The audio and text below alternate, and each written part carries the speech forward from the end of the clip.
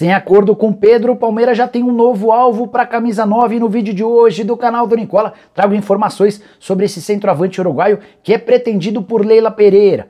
Bora explicar para você também a respeito de Mano Menezes e as especulações de que ele pode substituir Rogério Ceni no São Paulo? Já o Flamengo prevê mais R$1 bilhão de receita em 2022. Quero contar ainda sobre o Grêmio e a história das malas brancas. Silvinho pretende deixar o Corinthians na sexta-feira. Para completar, falo ainda sobre Muricy Ramalho e o convite da CBF.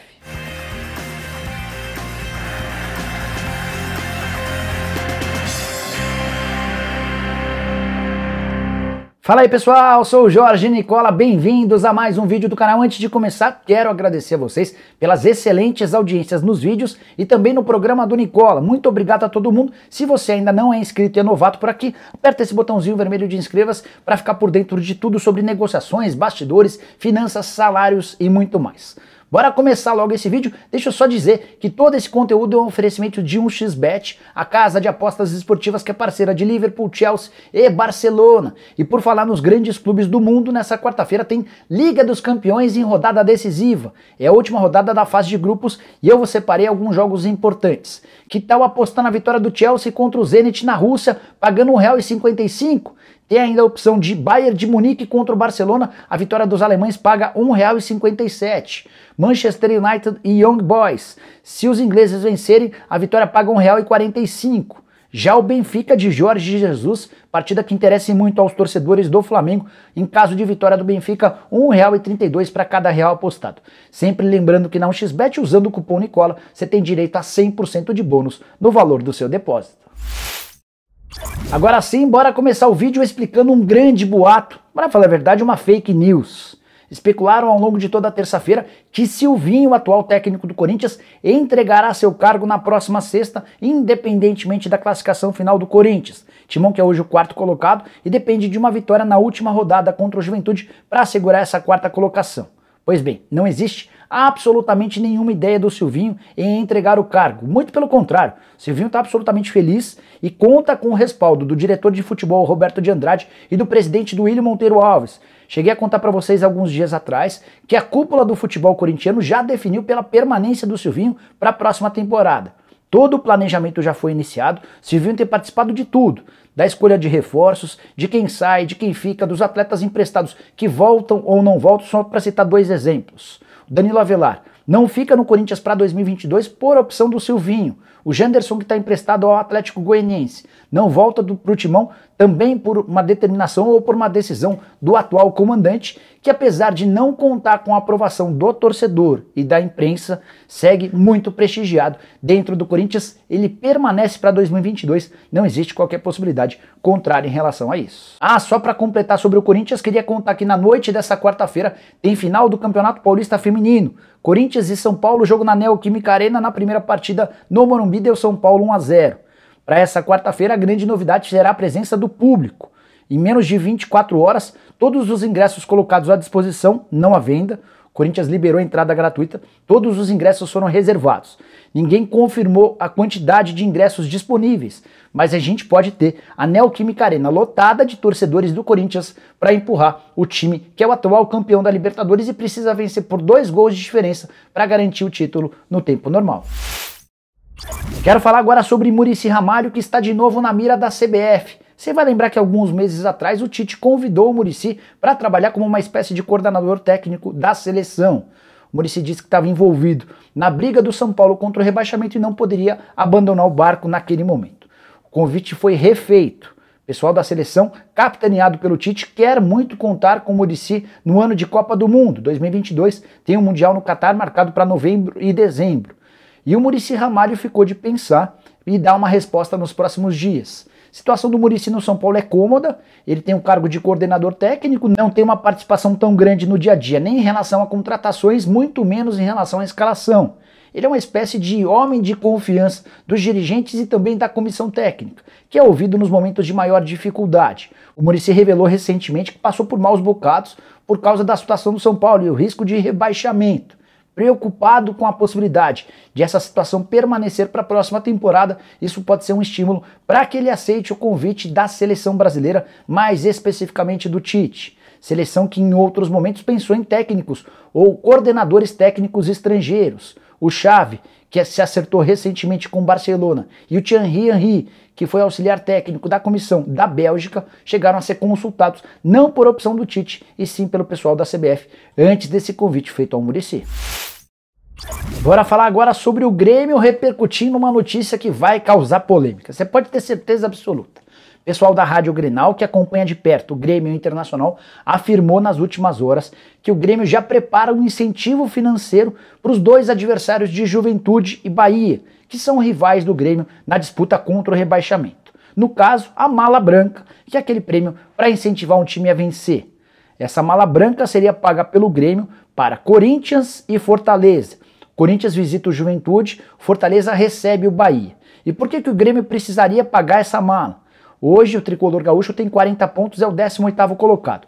Para não cair na quinta-feira, na última rodada do Campeonato Brasileiro, o Grêmio precisa vencer os reservas do Atlético Mineiro em casa e torcer para que o Juventude perca para o Corinthians no Alfredo Jaconi e para que o Bahia perca do Fortaleza no Castelão. Qualquer ponto conquistado, ou pelo Juventude, ou pelo Bahia, e o Grêmio, independentemente do seu resultado, estará rebaixado. O tricolor gaúcho tem 40 pontos, o Juventude e o Bahia têm 43 pontos cada. Nenhum dirigente do Grêmio confirma a mala branca, mas a gente está mais do que acostumado a ver coisas desse tipo no Campeonato Brasileiro.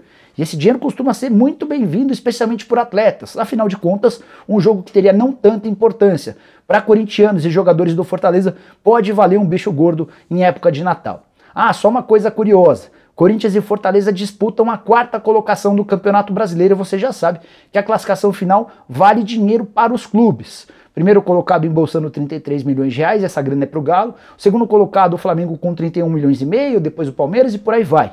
E a diferença do 4º para o 5º colocado é de 1 milhão e 600 mil reais. Mas, como eu disse, essa grana é destinada para o clube e não para os jogadores. Se os atletas quiserem faturar alguma grana, certamente vai ser via mala branca.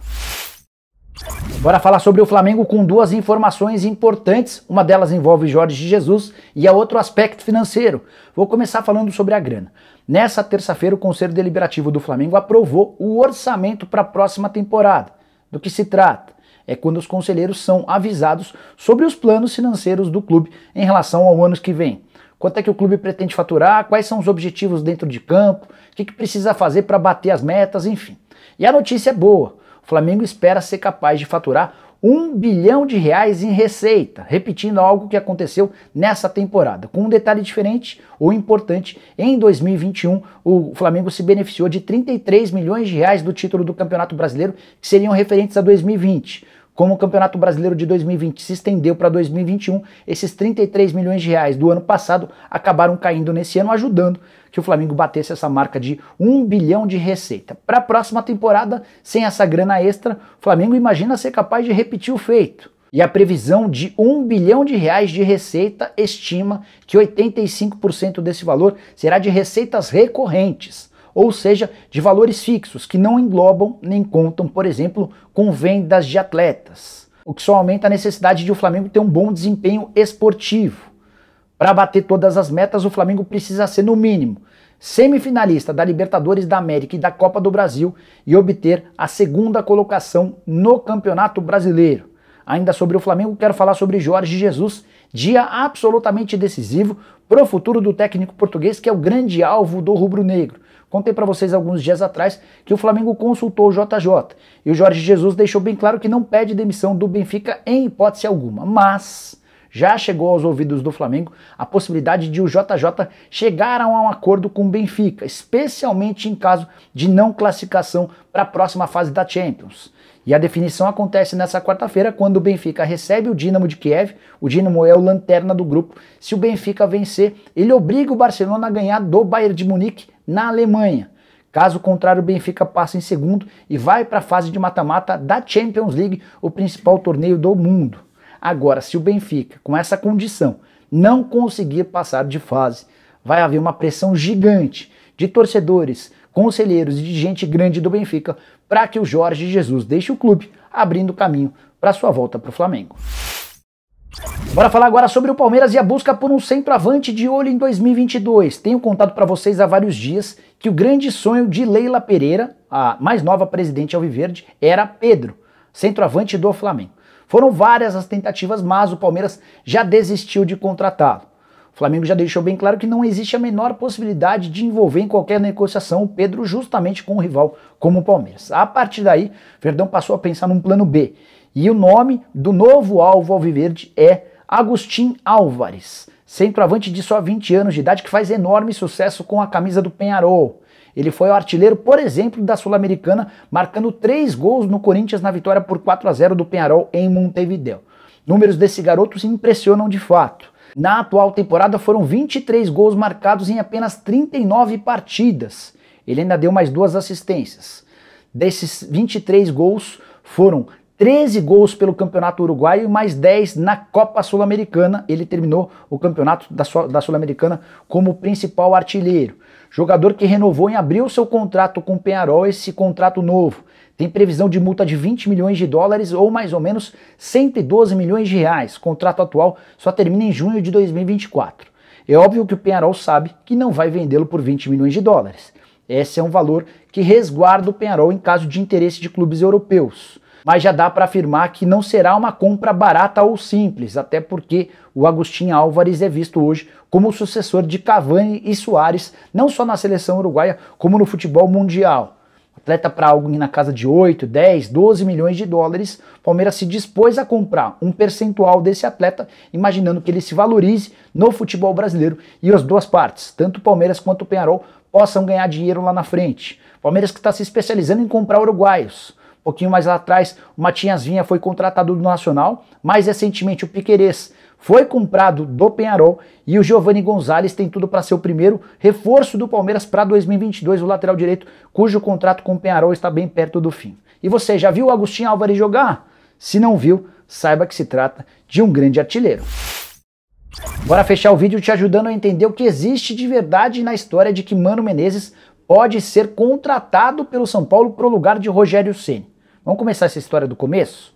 Rogério deixou bem claro, depois da vitória contra o Juventude, na última segunda-feira no Morumbi, que cogita deixar o São Paulo. Tem contrato até dezembro de 2022, mas ele está meio desanimado com os planos do tricolor para a próxima temporada. E diante desse cenário, ele falou que vai pensar para ver se fica ou não. Contei para vocês ao longo da terça-feira que os dirigentes do São Paulo foram pegos de surpresa com a declaração do Ceni. Ninguém vai demiti-lo, mas ninguém vai fazer grande esforço para segurar o Rogério Ceni, especialmente se ele quiser ir embora. Só que tem uma multa rescisória prevista no contrato. E quando aconteceu o oposto, de o São Paulo demitir o Rogério Ceni, o Ceni fez questão de receber os 5 milhões de reais alguns anos atrás, quando o São Paulo era comandado pelo Leco. Mais recentemente, inclusive, quando foi demitido pelo Flamengo, o Ceni embolsou mais 3 milhões de reais. Mas, digamos que o Rogério Ceni saia. São Paulo pensa em um substituto. Foi a partir daí que começaram a especular a possibilidade de o Mano Menezes virar treinador do São Paulo. Posso assegurar para vocês que essa possibilidade agrada ao Mano Menezes. Existe um namoro antigo do São Paulo com o Mano, nem tanto dessa diretoria, mas de administrações anteriores. Nunca acabou rolando, mas agora se pintasse alguma coisa o Mano provavelmente aceitaria, até porque está desempregado desde que foi demitido do Al Nassr da Arábia Saudita. Já no São Paulo, o nome do Mano Menezes não é tão bem avaliado assim. Se o Rogério Ceni de fato deixar o Morumbi, São Paulo vai dar prioridade a um técnico estrangeiro. Não sei nomes, mas a avaliação dos atuais administradores do São Paulo é de que os técnicos brasileiros estão bem aquém daquilo que se imagina. Então a pretensão, a busca inicial, em caso de saída do Rogério Ceni, seria por um técnico estrangeiro que pudesse repetir o sucesso do tricolor de outros tempos. Bom, pessoal, eram todas essas as várias informações que eu queria dividir com vocês no vídeo de hoje do canal do Nicola. Se curtiu, não esquece de deixar like. Se ainda não se inscreveu, aperta esse botãozinho vermelho de inscreva-se. E não se esquece de se inscrever no canal de cortes do Nicola. A gente criou mais um canal por aqui com vídeos mais curtos, somente com as principais partes, não só dos vídeos, como também das lives, para vocês terem acesso a todo o nosso conteúdo. Fechado? A gente se vê à tarde e um pouquinho mais à noite, às 7 da noite, com o programa do Nicola ao vivo. Abraço, tchau!